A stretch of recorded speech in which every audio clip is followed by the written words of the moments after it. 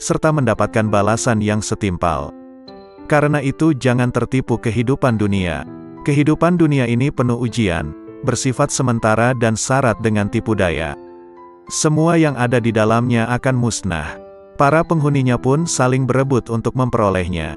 Ketahuilah, kalian beserta segala perhiasan kehidupan dunia akan mengalami hal yang sama dengan mereka yang terdahulu, orang-orang yang panjang umurnya dan lebih megah rumahnya. Sekarang jasad mereka telah menjadi tulang belulang, rumah mereka kosong.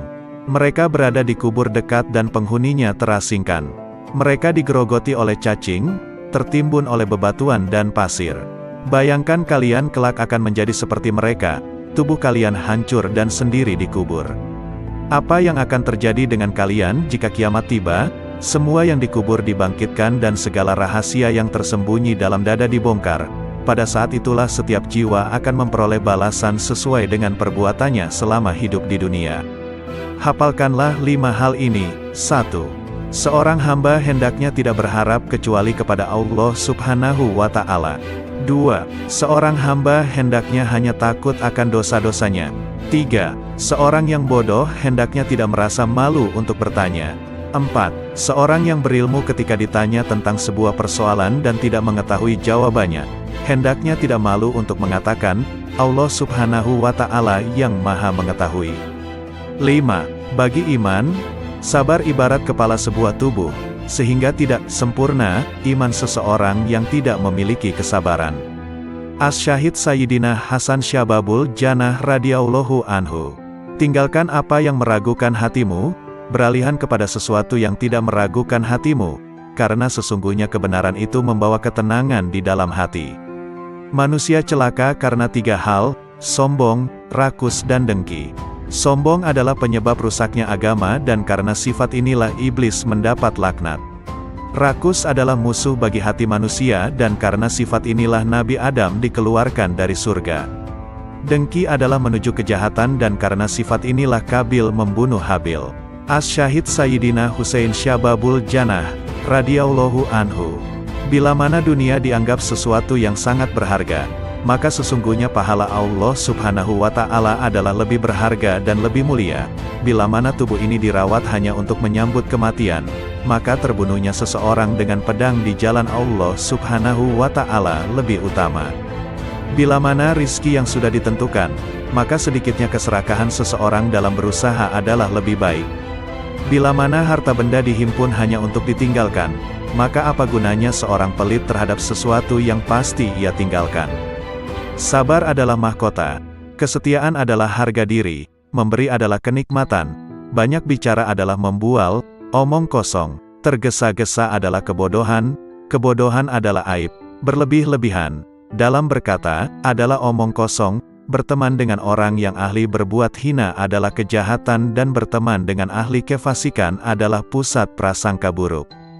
Bila mana dirimu digigit oleh kekejaman massa, maka janganlah kamu mengadu kepada manusia. Dan janganlah kamu meminta selain kepada Allah Tuhan yang Maha Penolong, yang Maha Tahu dan yang Maha Benar. Karena seandainya kamu hidup dan kamu telah berkeliling dari belahan barat sampai ke belahan timur, maka tentu kamu tidak menemukan seorang pun yang mampu membuat orang lain bahagia atau sengsara. Syekh Al-Imam Ibrahim bin Adham radhiyallahu anhu. 10 pesan Ibrahim bin Adham. 1. Kalian mengenal Allah tetapi kalian tidak menunaikan haknya. 2. Kalian mengaku mencintai Rasul-Nya, tetapi kalian meninggalkan sunnahnya. 3. Kalian membaca Al-Quran, tetapi kalian tidak mengamalkan isinya. 4. Kalian banyak diberi nikmat karunia, akan tetapi kalian tidak mensyukurinya. 5. Kalian mengatakan bahwa setan adalah musuh, tetapi kalian justru mengikuti langkahnya. 6. Kalian mengaku bahwa surga adalah benar adanya, namun kalian tidak melakukan amalan-amalan yang mengantar ke sana. 7. Kalian mengaku bahwa neraka adalah benar adanya, tetapi kalian tidak lari dari panas siksanya. 8. Kalian mengaku bahwa kematian benar adanya, namun kalian tidak mempersiapkan diri ke sana. 9. Kalian sibuk mengurusi kekurangan orang lain, tetapi kalian lupa akan kekurangan diri sendiri. 10. Kalian menguburkan jenazah, akan tetapi tidak mau mengambil pelajaran dari peristiwa kematian. Ada 7 perkara yang perlu diingat. 1. Orang yang banyak bicara janganlah kamu harapkan sangat kesadaran hatinya. 2. Orang yang banyak makan janganlah kamu harapkan sangat kata-kata hikmat darinya. 3. Orang yang banyak bergaul dengan manusia janganlah kamu harapkan sangat kemanisan ibadahnya. 4. Orang yang cinta kepada dunia janganlah kamu harapkan sangat husnul hatimahnya. 5. Orang yang memilih berkawan dengan orang yang zalim janganlah kamu harapkan sangat kelurusan agamanya. 6. Orang yang mencari keridhaan manusia janganlah harapkan sangat akan keridhaan Allah Subhanahu wa Ta'ala daripadanya. Sayyidina Al-Imam Ali Zainal Abidin As-Sajjad, radhiyallahu anhu. Wahai nafsu, hentikanlah kecondonganmu kepada dunia dan kecenderungan untuk meramaikannya. Tidaklah engkau menjadikan sebagai pelajaran terhadap para pendahulumu yang telah ditelan bumi serta para sahabatmu yang telah membuatmu bersedih karena kepergiannya. Demikian juga kawan-kawanmu yang telah berpindah ke dalam tanah. Mereka sekarang telah berada di dalam perut bumi, di balik permukaannya. Kebaikan-kebaikan mereka ikut lebur menyatu di dalamnya. Sudah berapa banyak manusia-manusia yang telah dibinasakan oleh kekejaman masa dari abad ke abad, serta beberapa banyak manusia-manusia yang telah dirusak oleh bumi dengan bencana-bencananya, lalu mereka ditenggelamkan di dalam gumpalan tanahnya, dari berbagai jenis manusia yang pernah engkau ajak bergaul dan kemudian mereka kamu antarkan ke dalam kuburnya. Betapa banyak manusia yang telah ditipu oleh dunia dari mereka yang justru mendiaminya. Dan betapa banyak manusia yang telah dibanting oleh dunia dari mereka yang justru menempatinya. Lalu dunia itu tidak mau mengangkatnya lagi dari keterpelesetannya, tidak menyelamatkannya dari kebinasaannya, tidak menyembuhkan dari kepedihannya, tidak membebaskannya dari penyakitnya, dan tidak melepaskannya dari penderitaannya. Amal yang paling utama di sisi Allah Subhanahu wa Ta'ala adalah sesuatu yang dilakukan menurut sunnah Rasulullah Sallallahu Alaihi Wasallam. Orang-orang yang menjadi pimpinan para manusia adalah orang-orang yang bermurah hati dan bertakwa, sedangkan di akhirat nanti, yang mulia adalah orang-orang ahli agama, ahli keutamaan dan orang ahli ilmu yang bertakwa, karena sesungguhnya ulama adalah ahli waris para nabi. Sayyidina Al-Imam Muhammad Al-Baqir, radhiyallahu anhu. Sesungguhnya petir dapat menyambar seorang mukmin atau bukan, tetapi tak akan menyambar orang yang berzikir. Wahai putraku, hindarilah sifat malas dan bosan, karena keduanya merupakan kunci keburukan. Sesungguhnya jika engkau malas, tidak akan banyak melaksanakan kewajiban. Jika engkau bosan, tak akan tahan dalam menunaikan kewajiban. Seburuk-buruknya seorang teman itu adalah seseorang yang hanya menemanimu ketika kamu kaya dan meninggalkanmu ketika kamu miskin. Jika engkau menginginkan suatu kenikmatan dapat terus engkau nikmati, perbanyaklah mensyukurinya. Jika engkau merasa rizki lambat datang, perbanyaklah istighfar. Jika engkau ditimpa kesedihan, perbanyaklah membaca la haula wala quwata illa billah. Jika engkau takut, ucapkanlah hasbunallah wa ni'mal wakil. Jika engkau kagum terhadap sesuatu, ucapkanlah masya Allah, la quwata illa billah. Jika engkau dikhianati, bacalah wa ufawidu amri ilallah, innallaha basirun bil ibad. Jika engkau ditimpa kesumpekan, ucapkanlah la ilaha illa anta subhanaka inni kuntu minas zalimin. Sayyidina Al-Imam Ja'far As-Shadiq, Amudusi Saraf, radhiyallahu anhu.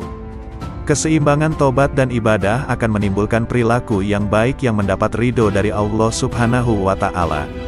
Sebab dengan tobat kita akan menyadari akan semua kesalahan yang pernah kita lakukan, dan dengan tobat pula dapat meningkatkan amal ibadah kita kepada Allah Subhanahu wa Ta'ala. Sesuai sabda Rasulullah, apabila Allah menghendaki seseorang menjadi baik, maka Dia membuatnya menyadari akan kesalahan-kesalahannya.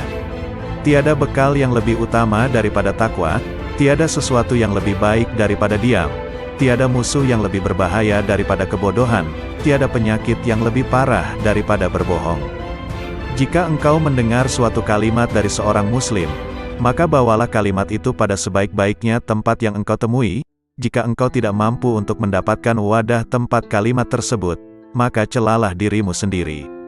Barang siapa yang menjaga hatinya dari kelalaian berzikir, melindungi dirinya dari jerat syahwat, serta menjaga akalnya dari penyimpangan, dia akan dikelompokkan ke dalam golongan mereka yang hidup hatinya Kemudian bagi mereka yang menjaga diri dari memanfaatkan ilmu pengetahuan yang dimilikinya untuk kepentingan pribadi, yang memelihara keimanannya dari bid'ah-bid'ah yang merusak, serta memelihara hartanya dari sesuatu yang haram, maka dirinya akan dikelompokkan ke dalam golongan orang-orang yang soleh. Jika engkau menjumpai sesuatu yang tidak engkau sukai dari perbuatan saudaramu, maka carilah satu, atau bahkan sampai 70 alasan, untuk membenarkan perbuatan saudaramu itu. Jika engkau masih belum mendapatkannya, maka katakanlah, semoga ia mempunyai alasan tertentu, kenapa berbuat demikian, yang aku tidak mengetahuinya. Duhai anakku, barang siapa membuka aib orang lain, maka aib keturunannya akan tersingkap. Barang siapa menghunus pedang seorang yang bengis, maka dia akan terbunuh darinya. Barang siapa menggali lubang untuk mencelakakan saudaranya, maka dia sendiri yang akan terjerumus ke dalamnya. Barang siapa memasuki tempat-tempat yang biasa dikunjungi orang-orang bodoh, maka dia akan direndahkan. Barang siapa bergaul dengan ulama, dia akan dimuliakan. Dan barang siapa memasuki tempat-tempat kemaksiatan, maka dia akan dituduh berbuat maksiat. Imam Hasan Basri, radhiyallahu anhu, hidup di dunia bagaikan ular berbisa yang lembut sentuhannya dan racunnya akan mematikan. Berhati-hatilah hidup di dunia yang penuh pesona, rayuan dan godaan. Engkau tidak akan memperoleh hakikat iman selama engkau mencela seseorang dengan sebuah aib yang ada pada dirimu sendiri. Perbaikilah aibmu, baru kemudian engkau perbaiki orang lain. Setiap kau perbaiki satu aibmu, maka akan tampak aib lain yang harus kau perbaiki. Akhirnya kau sibuk memperbaiki dirimu sendiri. Dan sesungguhnya hamba yang paling dicintai Allah Subhanahu wa Ta'ala adalah dia yang sibuk memperbaiki dirinya sendiri. Sepanjang sejarah kehidupan manusia, tidak ada hari seperti hari kiamat, hari di mana aib terbuka dan mata menangis. Orang zuhud itu mempunyai 3 syarat. 1. Sedikit sekali menggemari dunia, sederhana dalam menggunakan segala miliknya, menerima apa yang ada, juga tidak merisaukan segala sesuatu yang tidak ada, akan tetapi giat dalam bekerja, karena bekerja adalah mencari rizki, sedangkan mencari rizki, suatu kewajiban. 2. Pujian dan celaan adalah hal yang sama, tidak bergembira bila mendapat pujian, juga tidak bersedih jika mendapat celaan atau hinaan. 3. Mengutamakan ridho Allah Subhanahu wa Ta'ala daripada ridho manusia atau merasa tenteram jiwanya bersama Allah Subhanahu wa Ta'ala dan merasa bahagia sebab dapat mentaati semua tuntutannya. Imam Muhammad Asy-Syafi'i, radhiyallahu anhu, cintailah orang soleh, karena mereka memiliki kesolehannya. Cintailah Nabi Muhammad sallallahu alaihi wasallam, karena dia kekasih Allah Subhanahu wa Ta'ala. Dan cintailah Allah Subhanahu wa Ta'ala, karena dia kecintaan Nabi dan orang soleh. Dunia adalah tempat yang licin dan menggelincirkan, rumah yang hina, bangunan-bangunannya akan runtuh, penghuninya akan beralih ke kuburan, perpisahan dengannya adalah sesuatu keniscayaan, kekayaan di dunia sewaktu-waktu bisa berubah menjadi kemiskinan, bermegah-megahan adalah suatu kerugian, maka memohonlah perlindungan Allah Subhanahu wa Ta'ala. Terimalah dengan hati yang lapang segala karunia-Nya. Jangan terpesona dengan kehidupanmu di dunia sehingga meninggalkan kehidupan akhirat. Ketahuilah, sesungguhnya hidupmu di dunia akan sirna, dindingnya juga miring dan hancur. Maka perbanyaklah perbuatan baik dan janganlah terlalu banyak berangan-angan. Menganggap benar dengan hanya satu pandangan merupakan suatu bentuk ketertipuan. Berpegangan dengan suatu pendapat itu lebih selamat daripada berkelebihan dan penyesalan. Melihat dan berpikir, keduanya akan menyingkap keteguhan hati dan kecerdasan. Bermusyawarah dengan orang bijak merupakan bentuk kemantapan jiwa dan kekuatan mata hati. Ketahuilah bahwa orang yang jujur kepada Allah Subhanahu wa Ta'ala, ia akan selamat. Barang siapa yang bersemangat dengan agamanya, ia pun akan selamat dari kerusakan. Dan barang siapa yang berlaku zuhud dengan urusan dunianya, niscaya kelak pahala Allah Subhanahu wa Ta'ala akan nampak indah di matanya. Tujuan dari ilmu adalah mengamalkannya, maka ilmu yang hakiki adalah yang terefleksikan dalam kehidupannya, bukannya yang bertengger di kepala. Jika engkau melihat seseorang berjalan di atas air dan bisa terbang di udara, maka janganlah kehebatan itu menjadikan kalian lengah dan terheran-heran kepadanya sampai kamu mengetahui secara persis atas apa yang dikerjakannya itu berlandaskan pada Al-Quran dan As-Sunnah. Jika rasa ujub menghinggapi aktivitasmu, maka lihatlah keridhaan siapa yang kau harapkan, pahala mana yang kau suka, sanksi mana yang kau benci. Maka jika engkau memikirkan satu di antara kedua hal ini, niscaya akan hadir di depan matamu apa yang sudah kamu lakukan. Bid'ah itu terbagi menjadi dua macam, segala sesuatu yang baru dan tidak sejalan dengan Al-Quran, Sunnah, Atsar, Ijma itu merupakan bid'ah dalalah, bid'ah yang sesat. Sementara jika sesuatu yang baru itu tidak berseberangan dengan Al-Quran, hadis, Atsar dan Ijma maka sesuatu yang baru itu disebut bid'ah hasanah, bid'ah yang baik. Barang siapa yang dipancing untuk marah, namun ia tidak marah, maka dia tak ubahnya keledai, dan barang siapa yang diminta keridoannya namun tidak ridho, maka dia adalah syaitan. Tawadu adalah perkara yang sangat diidam-idamkan. Orang yang paling tinggi kedudukannya adalah mereka yang tidak melihat kedudukannya sendiri. Akan tetapi tawadu di hadapan orang yang tidak bisa menghargai orang lain merupakan bentuk kezaliman terhadap diri sendiri. Dasar ilmu adalah kemantapan dan buahnya adalah keselamatan. Dasar wara, menjaga diri dari sesuatu yang meragukan, adalah qanaah, menerima karunia Allah Subhanahu wa Ta'ala dengan dada yang lapang, dan buahnya adalah ketenangan batin. Dasar kesabaran adalah keteguhan hati dan buahnya adalah kemenangan. Dasar suatu aktivitas adalah taufik, pertolongan Allah Subhanahu wa Ta'ala, dan buahnya adalah kesuksesan. Dasar tujuan akhir dari segala perkara adalah sidik, benar. Di antara orang yang tidak mempunyai harga diri adalah mereka yang dengan mudahnya memberitahukan usianya kepada orang lain. Karena kalau usianya lebih muda, tentu mereka akan menganggapnya rendah, dan jika usianya lebih tua, tentu mereka akan beranggapan bahwa ia sudah pikun. Siapa yang merasa bahwa dalam dirinya terkumpul dua cinta, cinta dunia dan cinta kepada penciptanya, maka ia telah berdusta. Jika kalian melihat kitab yang di dalamnya ada catatan tambahan dan perbaikan, maka lihatlah kebenaran yang ada di dalamnya. Terimalah dariku 3 hal. 1. Jangan berbicara panjang lebar tentang sesuatu yang tidak baik perihal sahabat Rasulullah Sallallahu Alaihi Wasallam, karena kelak Rasulullah Sallallahu Alaihi Wasallam nantinya yang akan menjadi seterumu. 2. Janganlah kamu sibukkan dirimu dengan ilmu kalam. Sesungguhnya aku telah melakukan kajian dengan ahli ilmu kalam dan mereka telah melakukan taktil, meniadakan sifat Allah Subhanahu wa Ta'ala. 3. Dan janganlah menyibukkan dirimu dalam nujum, ramalan dengan bintang.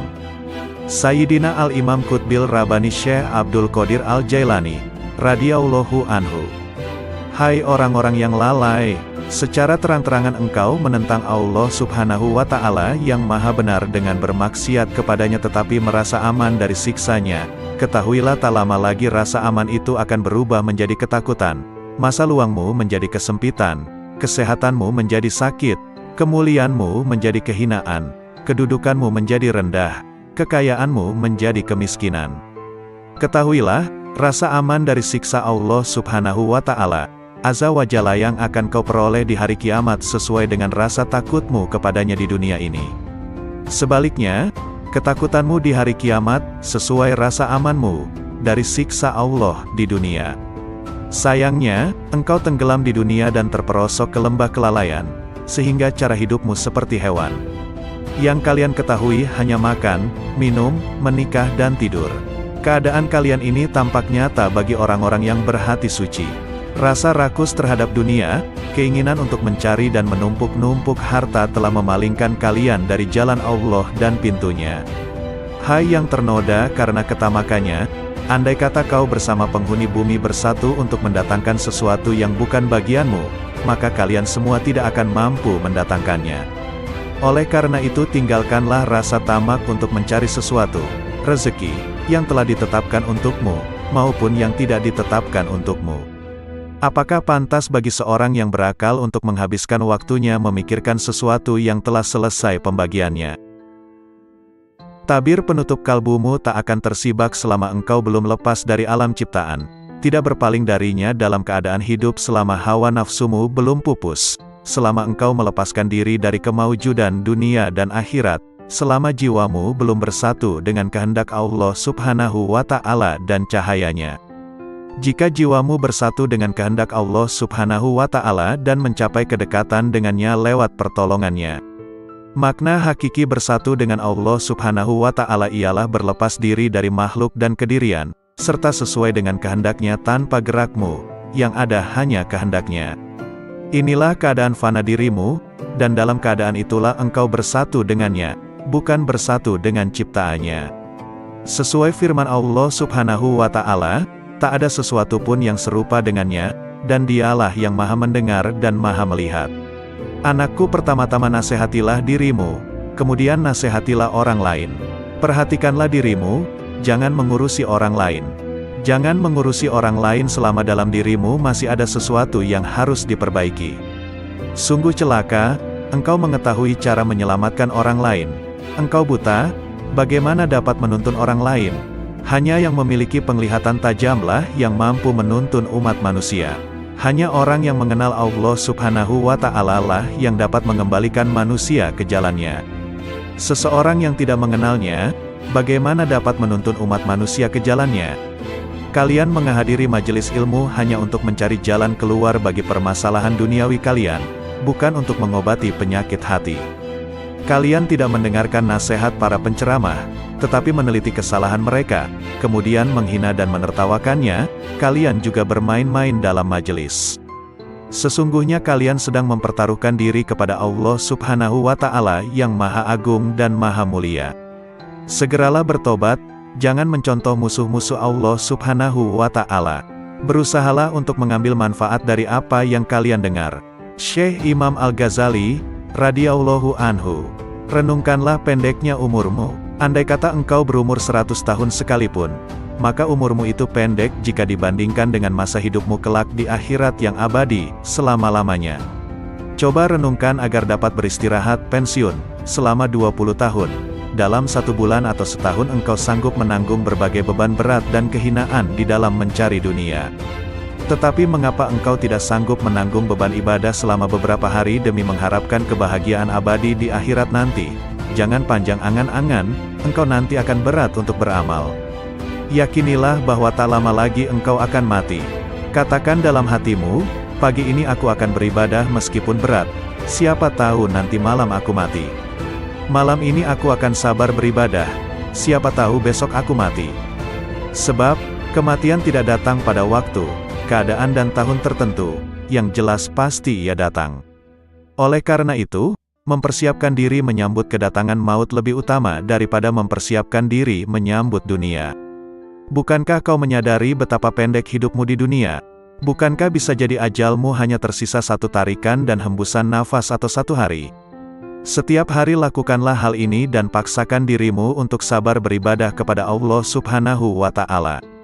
Andai kata engkau ditakdirkan untuk hidup selama 50 tahun dan kau biasakan dirimu untuk sabar beribadah, nafsumu akan tetap berontak, tetapi ketika maut menjemput kau akan berbahagia selama-lamanya. Tetapi, ketika engkau tunda-tunda dirimu untuk beramal, dan kematian datang di waktu yang tidak kau perkirakan.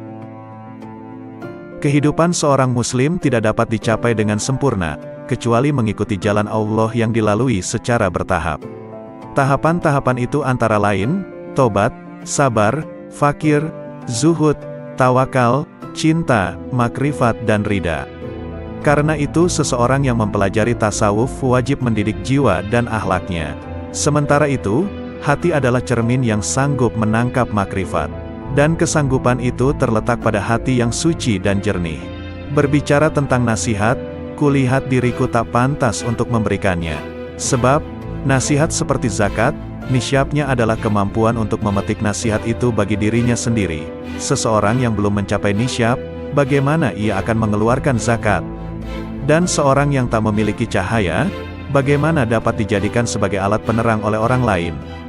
Bagaimana bayangan akan lurus jika kayunya bengkok? Allah Subhanahu wa Ta'ala mewahyukan kepada Isa bin Maryam alaihi salam, nasihatilah dirimu, jika kau mampu memetik nasihat, maka nasihatilah orang lain. Jika tidak, maka malulah kepadaku, barang siapa hendak mengetahui aib-aibnya, maka ia dapat menempuh 4 jalan berikut. 1. Duduk di hadapan seorang guru yang mampu mengetahui keburukan hati dan berbagai bahaya yang tersembunyi di dalamnya. Kemudian ia memasrahkan dirinya kepada sang guru dan mengikuti petunjuknya dalam bermujahadah membersihkan aib itu. Ini adalah keadaan seorang murid dengan syekhnya dan seorang pelajar dengan gurunya. Sang guru akan menunjukkan aib-aibnya dan cara pengobatannya, tapi di zaman ini guru semacam ini langka. 2. Mencari seorang teman yang jujur, memiliki basiroh, mata hati yang tajam, dan berpegangan pada agama. Ia kemudian menjadikan temannya itu sebagai pengawas yang mengamati keadaan, perbuatan, serta semua aib batin dan zohirnya, sehingga ia dapat memperingatkannya.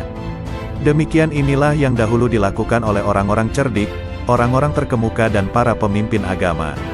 3. Berusaha mengetahui aib dari ucapan musuh-musuhnya. Sebab pandangan yang penuh kebencian akan berusaha menyingkapkan keburukan seseorang. Bisa jadi manfaat yang diperoleh seseorang dari musuh yang sangat membencinya dan suka mencari-cari kesalahannya adalah lebih banyak dari teman yang suka bermanis muka, memuji dan menyembunyikan aib-aibnya. Namun, sudah menjadi watak manusia untuk mendustakan ucapan musuh-musuhnya dan menganggapnya sebagai ungkapan kedengkian. Tetapi, orang yang memiliki mata hati jernih mampu memetik pelajaran dari berbagai keburukan dirinya yang disebutkan oleh musuhnya. 4. Bergaul dengan masyarakat. Setiap kali melihat perilaku tercela seseorang, maka ia segera menuduh dirinya sendiri juga memiliki sifat tercela itu. Kemudian ia tuntut dirinya untuk segera meninggalkannya. Sebab, seorang mukmin adalah cermin bagi mukmin lainnya. Ketika melihat aib orang lain ia akan melihat aib-aibnya sendiri. Sangat jauh jika bermaksud memaknai sehat atau kenyang tanpa mengalami sendiri rasa sehat atau kenyang. Mengalami mabuk lebih jelas daripada hanya mendengar tentang arti mabuk, meskipun yang mengalaminya mungkin belum pernah mendengar teori mabuk. Maka mengetahui arti dan syarat-syarat zuhud tidak sama dengan bersifat zuhud. Kehidupan seorang muslim tidak dapat dicapai dengan sempurna, kecuali mengikuti jalan Allah Subhanahu wa Ta'ala yang dilalui secara bertahap. Tahapan-tahapan itu antara lain, tobat, sabar, fakir, zuhud, tawakal, cinta, makrifat dan ridha. Karena itu seseorang yang mempelajari tasawuf wajib mendidik jiwa dan akhlaknya. Sementara itu, hati adalah cermin yang sanggup menangkap makrifat. Dan kesanggupan itu terletak pada hati yang suci dan jernih. Sayyidina Al-Imam Syekh Abu Hasan Ali Asy-Syadzili, radhiyallahu anhu. Jika kasyaf bertentangan dengan Al-Quran dan Sunnah, tinggalkanlah kasyaf dan berpeganglah pada Al-Quran dan Sunnah. Katakan pada dirimu sesungguhnya Allah Subhanahu wa Ta'ala menjamin keselamatan saya dalam kitabnya dan sunnah Rasulnya dari kesalahan, bukan dari kasyaf, ilham, maupun musyahadah sebelum mencari kebenarannya dalam Al-Quran dan Sunnah terlebih dahulu. Jika engkau menginginkan bagian dari anugerah para wali, berpalinglah dari manusia kecuali dia menunjukkanmu kepada Allah Subhanahu wa Ta'ala dengan cara yang benar dan tidak bertentangan dengan Al-Quran dan Sunnah. Manakala zikir terasa berat di lisanmu, sementara pintu kontemplasi tertutup, ketahuilah bahwa hal itu semata-mata karena dosa-dosamu atau kemunafikan dalam hatimu. Tak ada jalan bagimu, kecuali bertaubat, memperbaiki diri, hanya menggantungkan diri kepada Allah Subhanahu wa Ta'ala dan ikhlas beragama. Ketuklah pintu zikir dengan hasrat dan sikap sangat membutuhkan kepada Allah Subhanahu wa Ta'ala melalui kontemplasi, menjauhkan diri segala hal selain Allah Subhanahu wa Ta'ala. Lakukanlah dengan menjaga rahasia batin, agar jauh dari bisikan nafsu dalam seluruh nafas dan jiwa, sehingga kalian memiliki kekayaan rohani. Tuntaskan lisanmu dengan berzikir, hatimu untuk tafakur dan tubuhmu untuk menuruti perintahnya. Dengan demikian, kalian bisa tergolong orang-orang soleh. Sayyidina Al-Imam Muhammad Maula Ad-Dawilai radhiyallahu anhu. Sesungguhnya aku tidak takut miskin, sebab yakin bahwa karunia Allah lebih dekat dari yang di tanganku. Sesungguhnya aku tidak membenci kematian, sebab yang membenci kematian berarti membenci bertemu dengan Allah Subhanahu wa Ta'ala. Aku tidak pernah membenci tamu, meskipun tidak memiliki sesuatu yang dapat aku hidangkan. Syekh Abdurrahman Assegaf berkata, bila mana ayahku sedang membaca satu ayat Al-Quran, maka lidah beliau seolah-olah menjadi bara. Dan tak lama kemudian akan terlihat bibir beliau terbakar, karena dahsyatnya rasa khauf beliau kepada Allah Subhanahu wa Ta'ala. Dan ayahandaku pernah berkata kepadaku, kalau sekiranya lidahku berada di luar badanku ketika aku sedang membaca ayat Al-Quran, niscaya akan aku bakar lidahku dengan tanganku sendiri sebagai peringatan bagi diriku sendiri agar bertakwa kepada Allah Subhanahu wa Ta'ala. Sayyidina Al-Imam Al-Quds Syekh Abdurrahman As-Segaf, radhiyallahu anhu. Al-Muqaddam Ats-Tsani li As-Sa'adati Ba'alawi. Semua manusia membutuhkan ilmu, ilmu membutuhkan amal, amal membutuhkan akal, akal membutuhkan taufik, dan taufik adalah pemberian Allah Subhanahu wa Ta'ala. Setiap ilmu tanpa amal, maka batil. Setiap ilmu dan amal tanpa niat, maka tiada bernilai. Setiap ilmu, amal dan niat tanpa sesuai dengan sunnah, maka tertolak. Setiap ilmu, amal, niat dan sesuai sunnah, tanpa wara, maka suatu kerugian. Dikhawatirkan pelakunya akan kehilangan semuanya di saat hari ditimbangnya amal. Janganlah engkau beranggapan bahwa amalan-amalan lahirmu itu bernilai. Sedikit dari amalan batin lebih baik dari lautan amalan lahir. Obatnya hati adalah tidak tergantung pada makhluk. Barang siapa yang tidak mempunyai wirid, maka ia seperti monyet. Barang siapa yang tidak menelaah dan mempelajari kitab Ihya, maka ia tidak punya rasa malu. Al-Imam Muhyin Nufus Al-Habib Abdullah Al-Aidrus Akhbar, radhiyallahu anhu. Di antara waktu yang bernilai tinggi, merupakan pembuka pembendaharaan ilahi, di antara zuhur dan asyar, maghrib dan isya, dan tengah malam terakhir sampai ba'da subuh. Sumber segala kebaikan dan pangkal segala kedudukan dan keberkahan akan dicapai melalui ingat mati, kubur dan bangkai. Keridhaan Allah Subhanahu wa Ta'ala dan Rasul-Nya terletak pada mutalaah, mempelajari dan memperdalam Al-Quran dan hadis serta kitab-kitab agama Islam. Meninggalkan dan menjauhi ghibah adalah raja atas dirinya. Menjauhi naimah, mengadu domba, adalah ratu dirinya. Baik sangka kepada orang lain adalah wilayah dirinya. Duduk bercampur dalam majelis zikir adalah keterbukaan hatinya. Peraslah jasadmu dengan mujahadah, memerangi hawa nafsu dunia, sehingga keluar minyak kemurnian. Barang siapa yang menginginkan keridhaan Allah, hendaklah mendekatkan diri kepada Allah Subhanahu wa Ta'ala. Karena keajaiban dan kelembutan Allah terdapat pada akhir malam. Jangan kau abaikan sedekah pada setiap hari sekalipun sekecil atom. Perbanyaklah baca Al-Quran setiap siang dan malam hari.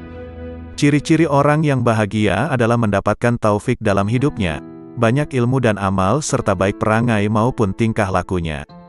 Orang yang berakal adalah yang diam, tidak bicara sembarangan. Orang yang takut pada Allah Subhanahu wa Ta'ala adalah orang yang banyak sedih, merasa bersalah. Orang yang roja, mengharap ridho Allah Subhanahu wa Ta'ala, adalah orang yang banyak melakukan ibadah. Orang yang mulia adalah yang bersungguh-sungguh dalam kebaikan dan ridho Allah Subhanahu wa Ta'ala yang didambakan hidupnya. Orang yang bertaubat adalah yang menyesali perbuatannya, menjauhi pendengaran yang tidak bermanfaat, dan mendekatkan diri kepada Allah Subhanahu wa Ta'ala. Al-Imam Qutbil Irfan Al-Habib Ali As-Sakran, radhiyallahu anhu. Barang siapa memiliki hubungan dengan orang-orang yang telah meninggal dunia dengan terbiasa menghadiahkan pahala membaca Al-Quran, zikir, doa, sedekah dan ibadah lainnya, maka kelak di kubur dia tidak akan merasa kesepian. Bahkan setelah meninggal dunia dia akan merasa senang. Dia seperti orang yang berkunjung ke rumah teman yang pandai menghibur dan selalu memuliakannya. Saudaraku, jangan tinggalkan satupun sunnah dan adab yang terdapat dalam syariat, tanpa uzur, alasan yang benar. Sebab, Abdullah bin Mubarak radhiyallahu anhu berkata, barang siapa meremehkan adab, akibatnya dia akan meninggalkan sunnah. Dan barang siapa meremehkan sunnah, akibatnya dia akan meninggalkan yang wajib, akibatnya dia tidak akan memperoleh makrifat. Rasulullah Shallallahu Alaihi Wasallam bersabda, maksiat merupakan utusan, kurir, kekufuran. Memandang remeh hal-hal yang makruh akan mendorong seseorang untuk berbuat yang haram dan meremehkan yang haram akan mendorong seseorang untuk kufur. Oleh karena itu, wahai saudaraku, dengan berlandaskan sunnah dan hukum-hukum syariat, biasakan dirimu untuk menentang dan tidak mengikuti keinginan nafsu. Curahkanlah semua tenagamu untuk berjuang mendapatkan keridhaan Allah Subhanahu wa Ta'ala dan kesuksesan di hari esok. Al-Imam Qutbil Anfas Al-Habib Umar Al-Ettas, radhiyallahu anhu. Sumber-sumber ilmu tidak akan berkurang sedikit pun dari generasi terkemudian, akan tetapi pada umumnya mereka datang dengan membawa wadah yang bocor, sehingga tidak memperoleh ilmu kecuali sedikit. Sebagian orang yang datang dengan membawa bejana yang dapat mencukupi dalam waktu sebulan, ada juga yang mencukupinya hanya 8 hari, ada juga yang hanya mencukupinya sehari, tetapi ada juga yang dapat mencukupinya sepanjang hidupnya.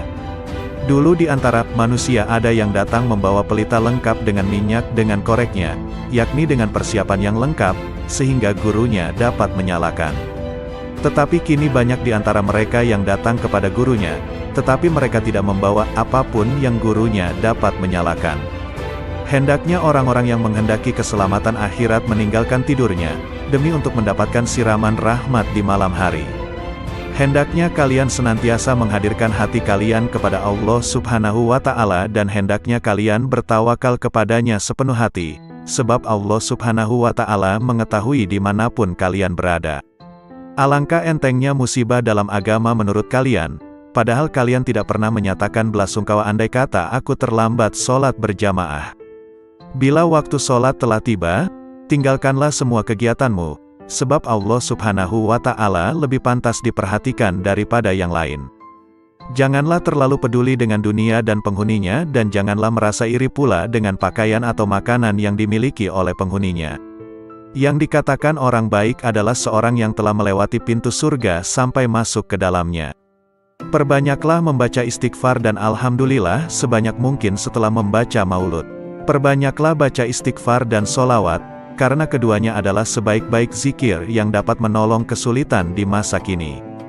Perhatikan kebiasaan baik yang engkau inginkan, wafat dalam kebiasaan itu, karena itu tetaplah dalam kebiasaan itu, dan perhatikanlah kebiasaan buruk yang engkau tidak inginkan wafat dalam kebiasaan seperti itu, karena itu jauhilah kebiasaan itu. Tentang sabda Rasulullah Shallallahu Alaihi Wasallam, seseorang ada kalanya beramal kebajikan-kebajikan sampai antara ia dengan surga hanya tinggal sejengkal, tetapi dalam ketentuan ilahi, ia ditetapkan sebagai penghuni neraka, sehingga ia melakukan perbuatan-perbuatan amal penghuni neraka, sampai ia masuk neraka. Seseorang ada kalanya beramal kejahatan-kejahatan sampai antara ia dengan neraka hanya tinggal sejengkal, tetapi dalam ketetapan ilahi, ia ditetapkan sebagai calon penghuni surga, maka ia beramal penghuni surga, sampai ia masuk surga. Pendapat Habib Umar Al-Atta tentang sabda Nabi Shallallahu Alaihi Wasallam di atas. Seseorang yang selalu mengerjakan amalan ahli surga, kebanyakannya akan masuk ke dalam surga, sebab perbuatan lahiriah adalah lambang perbuatan batiniah. Jika ia masuk ke dalam neraka, maka hal itu jarang sekali. Hal itu seperti orang yang jatuh dari tempat yang tidak terlalu tinggi, tentunya orang itu tidak akan berbahaya. Demikian pula seorang yang melakukan amal-amal ahli neraka, kebanyakannya ia akan masuk ke dalam neraka, tetapi jika ia masuk ke dalam surga, maka hal itu jarang sekali terjadi. Hal itu seperti orang yang jatuh dari puncak gunung, kebanyakan akan wafat. Al-Imam Qutbil Irsyad wal Bilad Al-Habib Abdullah Al-Haddad, radhiyallahu anhu. Sesungguhnya aku tidak ingin bercakap-cakap dengan masyarakat, aku juga tidak menyukai pembicaraan mereka, dan tidak peduli kepada siapapun dari mereka. Sudah menjadi tabiat dan watakku bahwa aku tidak menyukai kemegahan dan kemasyhuran. Aku lebih suka berkelana di gurun Sahara. Itulah keinginanku, itulah yang kudambakan. Namun, aku menahan diri tidak melaksanakan keinginanku agar masyarakat dapat mengambil manfaat dariku. Ketahuilah, amal yang bernilai tinggi adalah amal yang dianggap kecil dan dipandang remeh oleh nafsu. Adapun amal yang dipandang mulia dan bernilai oleh nafsu, pahalanya dapat sirna, baik karena pelakunya, amalnya itu sendiri ataupun karena orang lain yang berada sekitarnya. Di zaman ini kita harus berhati-hati, sebab zaman ini adalah zaman syubhat. Para ulama menyatakan, tidak sepatutnya seorang yang berilmu bingung membedakan yang baik dan buruk. Sebab, kebaikan dan keburukan adalah dua hal yang sangat jelas. Setiap orang dapat membedakannya. Seorang berilmu ketika harus memilih satu di antara dua kebaikan atau dua keburukan, maka dia akan memilih kebaikan yang terbaik dan meninggalkan keburukan yang terburuk. Ikut langkah-langkah ulama salaf, ulama terdahulu, akan membuahkan kebaikan yang amat besar, walaupun si pengikut bukan tergolong ahli batin. Tetapi jika ia serasikan langkahnya dengan ulama salaf, maka ia akan mendapatkan seperti apa yang didapat oleh mereka para salaf solihin. Jika satu zaman itu rusak, maka wajiblah bagi mereka yang hidup di zaman itu, untuk mengikuti jejak langkah ulama salaf solihin. Jika tidak mampu menyamakan diri dengan mereka dalam setiap langkah, paling tidak hampir menyamai mereka, sebab setiap orang dalam kehidupan itu harus memiliki panutan, imam. Sedang orang yang tidak memiliki panutan, imam, maka panutannya adalah setan. Seorang murid, pencari jalan menuju Allah, tidak boleh menyakiti hati gurunya karena belajar dan ilmunya tidak akan diberi berkah. Ada kalanya seseorang murid, pencari jalan menuju Allah, diuji dengan kemiskinan, kepapaan dan kesempitan dalam kehidupan. Maka hendaknya ia bersyukur kepada Allah Subhanahu wa Ta'ala, disebabkan dengan hal tersebut di atas dan harus beranggapan berprasangka bahwa takdir kehendak Allah menjadikan Anda miskin, papa dan susah serta sempit sebagai sebesar-besarnya kenikmatan karena dunia adalah musuh Allah. Anda harus bersyukur, maka Allah akan mengangkat derajatnya sama dengan para nabinya, para auliyanya dan hamba-hamba yang soleh. Ketahuilah bahwa rizki itu telah ditentukan dan telah dibagikan oleh Allah Subhanahu wa Ta'ala. Di antara hamba-hambanya ada yang diluaskan rezekinya dan dilapangkan kehidupannya, dan dikurangkan rizkinya menurut kebijaksanaannya. Bersifatlah qanaah, cukup, atas apa yang ditentukan Allah bagimu. Awas dan waspadalah dengan panjang angan-angan dan harapan tentang kehidupan di dunia, karena dunia akan menariknya untuk mencintai dunia, dan Anda akan terikat dengannya sehingga sukar untuk beribadat dan mengasingkan diri untuk menuju jalan akhirat. Aku tidak pernah melihat ada yang benar-benar memberi, selain Allah Subhanahu wa Ta'ala. Jika ada seseorang memberiku sesuatu, kebaikannya itu tidak meninggikan kedudukannya di sisiku, karena aku menganggap orang itu hanyalah perantara saja. Awas, jangan sekali-kali Anda mentaati syaikh, guru, itu hanya lahiriah semata, karena ketahuilah bahwa syaikh itu dapat melihat ketaatanmu padanya. Di belakangnya Anda membantah dan mendurhakai karena sangkaanmu, Anda sangka Allah tidak tahu kelakuanmu, sedangkan syekhmu itu dekat dengannya. Kalau Anda begitu akan mendapatkan kecelakaan, kesempitan dan kebinasaan. Bukankah Allah berjanji kepada barang siapa aku cintai maka penglihatannya adalah penglihatanku, pendengarannya adalah pendengaranku, mulutnya adalah mulutku, tangannya adalah tanganku dan kakinya adalah kakiku. Barang siapa memusuhinya atau menyakitinya, maka aku dan para malaikatku mengumandangkan perang terhadap dirinya. Persahabatan, pertemanan dan pergaulan memiliki pengaruh yang sangat kuat untuk membuat seseorang menjadi baik maupun buruk. Persahabatan dan pergaulan dengan orang-orang soleh dan berbudi membawa manfaat, sedangkan persahabatan dan pertemanan dengan orang-orang fasik dan durhaka membawa bahaya. Hanya saja manfaat persahabatan dengan orang soleh atau bahaya pergaulan dengan pendurhaka tersebut terkadang tidak tampak secara langsung, akan tetapi secara bertahap dan setelah berlangsung lama. Secara umum, pada awalnya kebaikan itu berat untuk dilakukan, tetapi akhirnya penuh dengan kenikmatan. Orang yang berbuat baik ibarat seorang pendaki gunung terjal. Ia tidak akan merasa tenang sebelum sampai ke puncaknya. Sedangkan, keburukan awalnya manis dan akhirnya kelak berat. Orang yang melakukan perbuatan buruk adalah ibarat seorang yang jatuh dari puncak gunung atau atap sebuah rumah. Ia baru akan merasa kesakitan setelah mendarat di tanah. Tuntutlah ilmu dari orang-orang yang benar-benar mewarisi ilmu dari Rasulullah Shallallahu Alaihi Wasallam, yang sanad isnadnya, silsilah ilmunya sampai kepada Rasulullah. Para orang soleh itu setelah wafat hanya hilang jasadnya saja, pada hakikatnya masih hidup seperti sedia kala, malah tambah tajam pandangan basirohnya dan makin kuat tawajuhnya, menghadap kepada Allah Subhanahu wa Ta'ala. Al-Imam Syekh Abu Bakar bin Salim, radhiyallahu anhu. Orang yang bahagia adalah orang yang disenangkan oleh Allah tanpa alasan tertentu, dan orang yang sengsara adalah orang yang disengsarakan Allah tanpa sebab tertentu. Demikianlah menurut ilmu hakikat. Sedangkan menurut ilmu syariat, orang yang bahagia adalah orang yang oleh Allah diberi kesenangan dengan melakukan berbagai amal saleh, dan orang yang disengsarakan oleh Allah dengan meninggalkan amal-amal saleh dan melanggar syariat agama. Orang yang sengsara adalah orang yang mengikuti hawa nafsunya. Barang siapa mengenal dirinya, ia tidak akan melihat selain Allah Subhanahu wa Ta'ala. Barang siapa tidak mengenal dirinya, ia tidak akan melihat Allah Subhanahu wa Ta'ala. Barang siapa tidak memelihara waktunya, ia tidak akan selamat dari bencana. Dalam qanaah terdapat ketenteraman dan keselamatan, dalam tamak terdapat kehinaan dan penyesalan. Orang yang arif melihat aib-aib dirinya, sedang orang yang lalai melihat aib-aib orang lain. Dan orang yang bahagia adalah orang yang melawan hawa nafsunya, berpaling dari alam untuk menghadap kepada penciptanya, dan melewatkan waktu-waktu pagi dan sore dengan meneladani sunnah nabinya. Kesuksesanmu adalah ketika kamu membenci nafsumu dan kehancuranmu adalah saat kamu meridainya. Karena itu, bencilah nafsumu dan jangan meridainya, niscaya kamu akan berhasil meraih segala cita-citamu, insya Allah. Berprasangka baiklah kepada sesama hamba Allah, sebab buruk sangka timbul karena tiadanya taufik. Ridalah selalu pada qada, bersikap sabarlah, walaupun musibah yang kamu alami teramat besar. Firman Allah, sesungguhnya hanya orang-orang yang bersabarlah yang akan dibalas dengan pahala tanpa batas. Az-Zumar, ayat 10.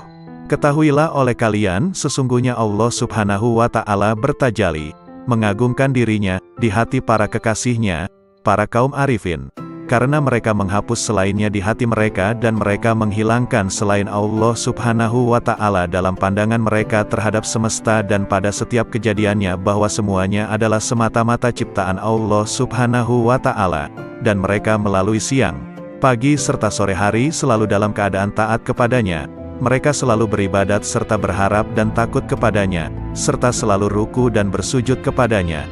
Mereka selalu dalam keadaan bahagia dan gembira serta ridho dengan segala ketentuan qada dan qadar yang telah ditentukan Allah Subhanahu wa Ta'ala atas mereka. Berkata Nabi Ayub alaihi salam, "Mana aku hendak memilih di antara dua perkara, maka aku akan memilih perkara yang ada ridho Allah Subhanahu wa Ta'ala di dalamnya karena hanya hal itulah yang mendatangkan kemaslahatan bagiku." Berkata kaum arifin, "Kalau sekiranya kedua mataku melihat selain Allah, maka akan kubutakan. Kalau sekiranya kedua telingaku mendengar selain Allah, maka akan kutulikan. Dan bila mana lidahku berkata yang tidak diperintahkan Allah, maka akan kupotong." Sedikit amal dari hati menyamai amal seluruh manusia dan jin. Sesungguhnya bala yang menimpamu pada saat lupamu, bila engkau menyadarinya adalah merupakan jalanmu untuk kembali mengenal Allah Subhanahu wa Ta'ala dan kembali mendekatkan dirimu kepadanya pada saat engkau meminta bala tersebut dihilangkannya, dan bala sesungguhnya adalah bila mana engkau melupakan Allah Subhanahu wa Ta'ala dan engkau lupa bahwa dirimu selalu fakir kepadanya. Beristiqomahlah kalian dalam setiap amal, karena para ahli kasyaf sekalipun semua bermohon kepada Allah Subhanahu wa Ta'ala agar mereka diberikan kekuatan dalam beristiqomah agar mereka tidak jatuh dalam keadaan terhijab darinya.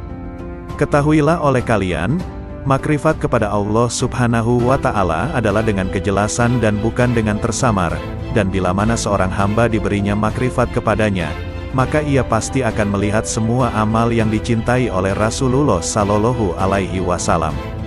Imam Ibnu Atta, radhiyallahu anhu, "Jika sebelumnya kau sedikit melakukan salat dan puasa sunnah, maka perbaikilah kekuranganmu dengan banyak bersalawat kepada Rasulullah Sallallahu Alaihi Wasallam. Andai kata sepanjang hidupmu engkau melakukan segala jenis ketaatan dan kemudian Allah Subhanahu wa Ta'ala bersalawat kepadamu sekali saja, maka satu solawat Allah ini akan mengalahkan semua amalmu itu. Sebab, engkau bersalawat kepada Rasulullah sesuai dengan kekuatanmu, sedangkan Allah Subhanahu wa Ta'ala bersalawat kepadamu sesuai dengan kebesarannya. Ini jika Allah Subhanahu wa Ta'ala bersalawat kepadamu sekali. Lalu bagaimana jika Allah Subhanahu wa Ta'ala membalas setiap solawatmu dengan 10 solawat sebagaimana yang disebutkan dalam sebuah hadis sahih? Betapa indah hidup ini jika kau isi dengan ketaatan kepada Allah Subhanahu wa Ta'ala, dengan berzikir kepadanya dan bersalawat kepada Rasulullah Sallallahu Alaihi Wasallam. Orang yang menggunakan masa sehatnya untuk bermaksiat kepada Allah Subhanahu wa Ta'ala adalah seperti seorang anak yang mendapat warisan dari ayahnya sebesar 1000 dinar, Kemudian ia gunakan semua uang itu untuk membeli ular dan kalajengking yang sangat berbisa yang kemudian mengelilingi dan menggigitnya. Bukankah ular dan kalajengking tersebut akan membunuhnya? Kamu gunakan masa sehatmu untuk bermaksiat kepada Allah Subhanahu wa Ta'ala, maka nilaimu adalah seperti burung pemakan bangkai yang terbang berkeliling mencari bangkai. Dimanapun ia dapatkan, maka ia segera mendarat. Jadilah seperti tawon, kecil tapi memiliki cita-cita yang mulia. Ia hisap wewangian dan ia produksi madu yang enak.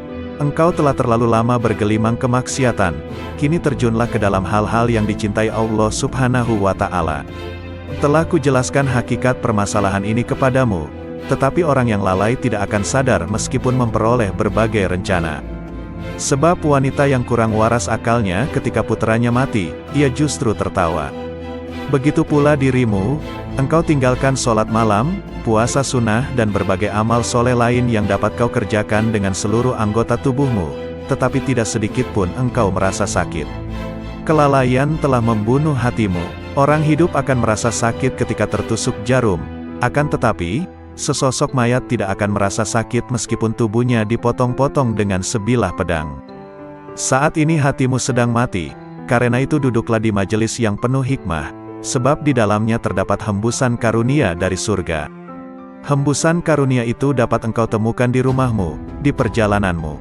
Jangan tinggalkan majelis ilmu, andai kata dirimu masih melakukan banyak maksiat. Jangan berkata, apa manfaatnya aku datang ke majelis ilmu, sedangkan aku senantiasa bermaksiat dan tidak mampu meninggalkannya.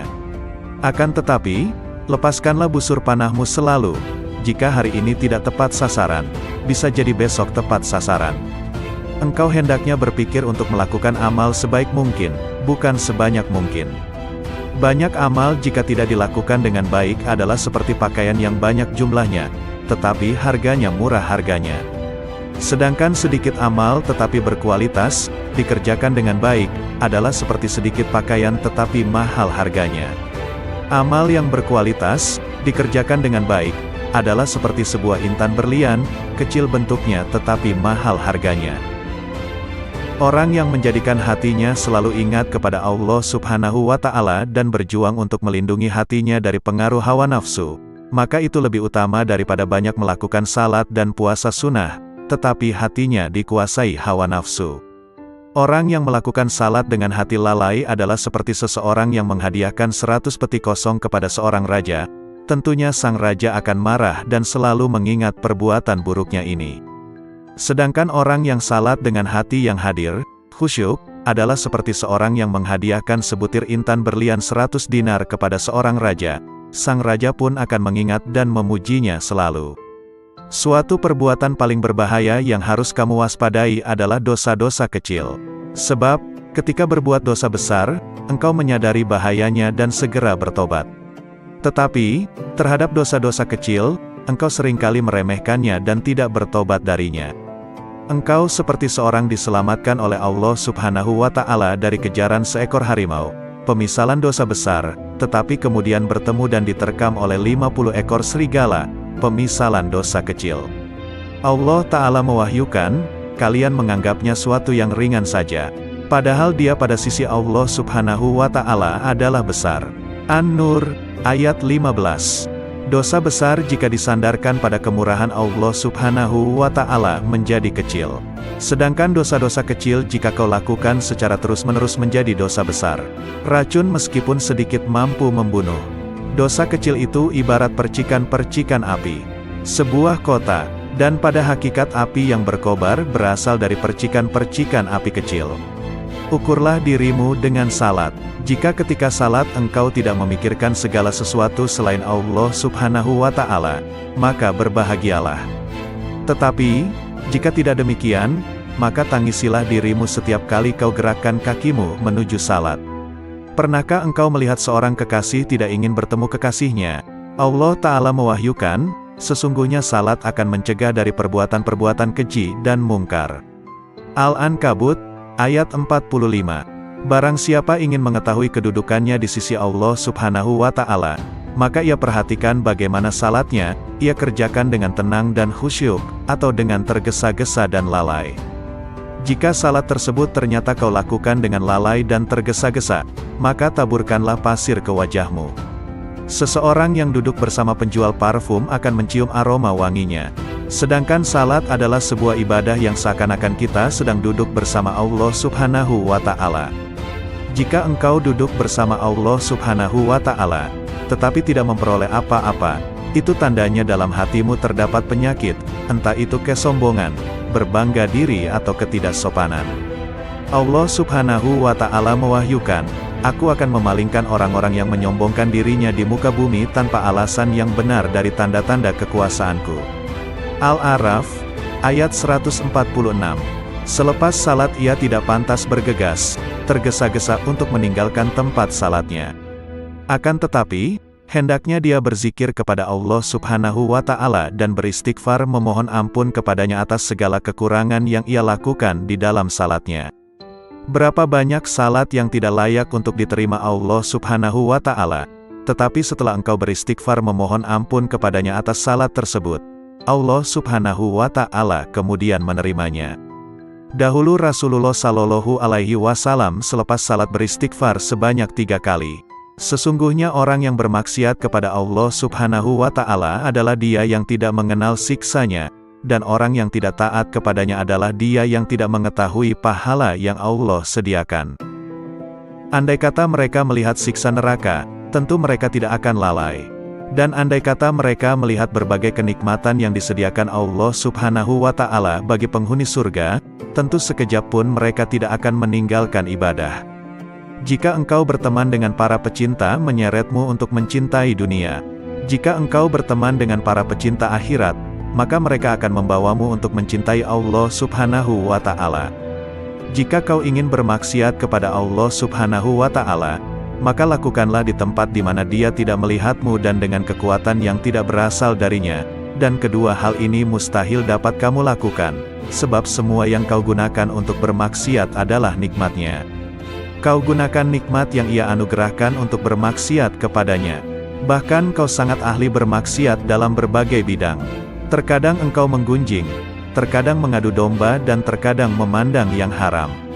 Ibadah yang kau bangun selama 70 tahun, kau robohkan dalam sekejap. Hai penghancur ketaatan, Allah Subhanahu wa Ta'ala menjadikanmu miskin adalah agar kau berdoa, dan memohon kepadanya. Hai orang yang menenggelamkan nafsunya dalam berbagai keinginan jahat dan maksiat, andai saja kau beri nafsumu hal-hal yang mubah, tidak berdosa dan tidak berpahala. Mengapa engkau tidak mencintai dia yang ketika kau berbuat buruk kepadanya, justru memberimu berbagai nikmat dan bermurah kepadamu? Jika ingin membersihkan air maka akan kau singkirkan segala hal yang dapat mengotorinya. Anggota tubuhmu ini seperti selokan-selokan yang bermuara ke hati. Karena itu jangan kau alirkan kotoran ke dalam hatimu, seperti pergunjingan, pengadu dombaan, ucapan yang buruk, pandangan yang haram dan lain sebagainya. Hati akan bercahaya dengan memakan makanan halal, berzikir, membaca Al-Quran dan menjaga mata dari pandangan yang tidak mendatangkan pahala, pandangan yang kurang disukai agama dan pandangan yang haram. Jangan biarkan matamu memandang sesuatu, kecuali jika pandangan itu menambah ilmu dan hikmahmu. Al-Imam Qutbil Mu'ti Al-Habib Ali bin Muhammad Al-Habsyi, radhiyallahu anhu.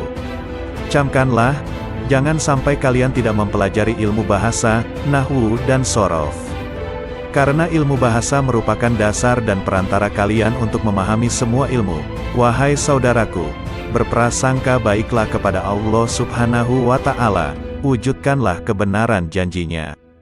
Cukuplah bagi kita firman Allah Subhanahu wa Ta'ala, seperti disabdakan Rasulullah Shallallahu Alaihi Wasallam, "Aku bersama prasangka hambaku terhadapku, maka berprasangkalah kepadaku sesukamu." Jika seorang hamba memedulikan penyakit hati seperti penyakit badan, niscaya mereka akan mendapatkan tabib di hadapan mereka. Tetapi, sedikit sekali yang membahas masalah ini, karena mereka telah dikuasai nafsu dan akal. Jika tak ada ketamakan, dan tak ada satu makhluk pun keluar dari lingkaran jejak Nabi Shallallahu Alaihi Wasallam, tidak akan ada manusia mengejar dunia yang fana ini atau berpaling dari kebahagiaan akhirat yang kekal. Tak ada derajat yang lebih tinggi daripada prasangka baik, karena di dalam prasangka baik, terdapat keselamatan dan keberuntungan.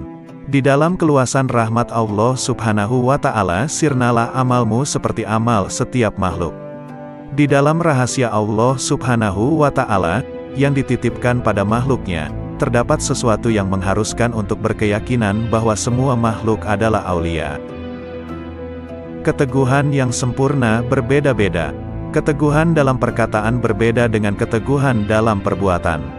Keteguhan dalam perbuatan berbeda dengan keteguhan dalam beramal. Keteguhan dalam beramal berbeda dengan keteguhan dalam mencari. Keteguhan dalam mencari berbeda dengan keteguhan dalam apa yang dicari.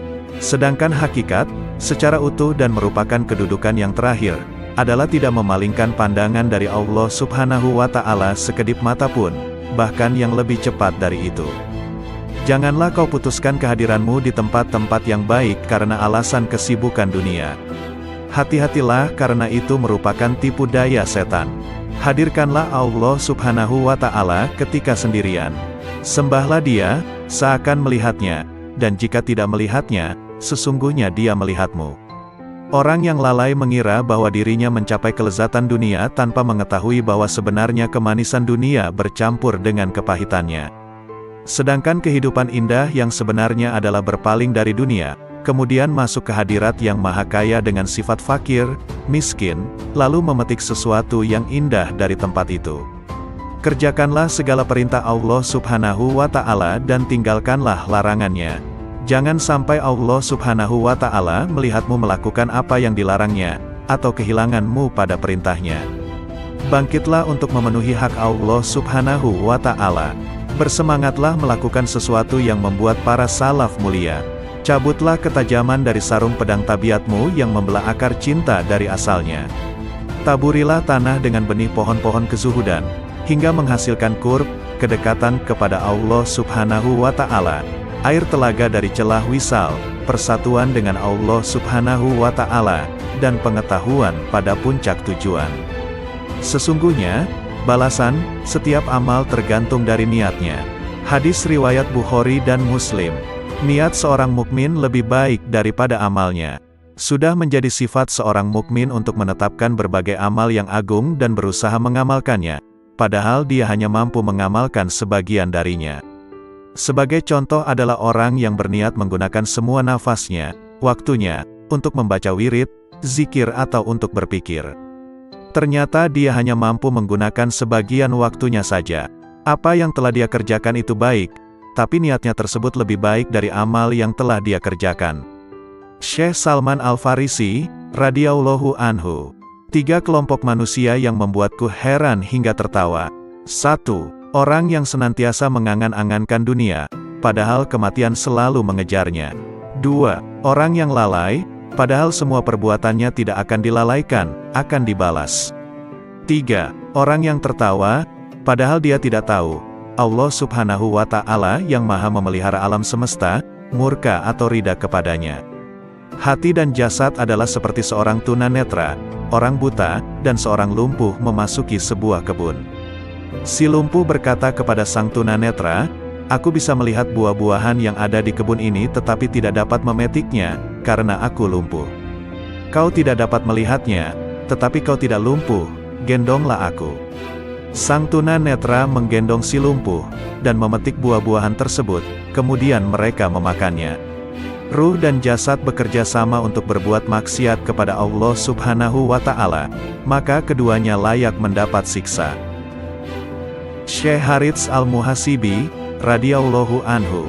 Saudaraku, kuperingatkan kau agar tidak sombong. Ingatlah bahwa Allah Subhanahu wa Ta'ala senantiasa mengawasimu. Oleh karena itu jangan sekali-kali menghina seseorang atau menolak kebenaran yang disampaikan kepadamu. Allah Subhanahu wa Ta'ala murka kepada seseorang yang bersikap demikian dan Ia akan merendahkan mereka yang menyombongkan diri. Bagaimana kau dapat menghina seorang muslim, padahal kau tidak pernah tahu bagaimana